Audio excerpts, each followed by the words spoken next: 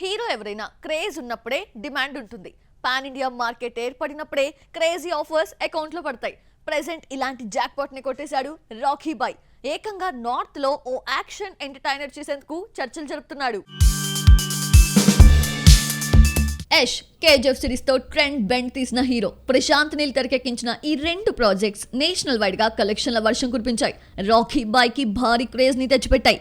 దీంతో ఆలోచనలో పడ్డ యష్ ఇప్పుడు గీతూ మోహన్ దాస్ డైరెక్షన్ లో టాక్సిక్ అనే పాన్ ఇండియా మూవీని అనౌన్స్ చేశాడు. ప్రీ ప్రొడక్షన్ దశలో ఉన్న ఈ ప్రాజెక్ట్ మార్చ్ లో సెట్స్ పైకి వెళ్లనుంది. ఆ తర్వాత నితీష్ తివారీ దర్శకత్వంలో తెరకెక్కబోతున్న రామాయణంలో యష్ నటించబోతున్నట్లు ప్రచారం జరుగుతోంది.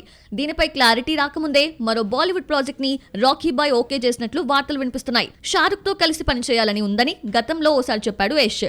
కానీ ఇద్దరూ కలిసి సినిమా చేయాలంటే స్క్రిప్ట్ స్ట్రాంగ్ గా ఉండాలి, డైరెక్టర్ కథని కరెక్ట్ గా డీల్ చేయాలి, అప్పుడే అది వర్కౌట్ అవుతుంది.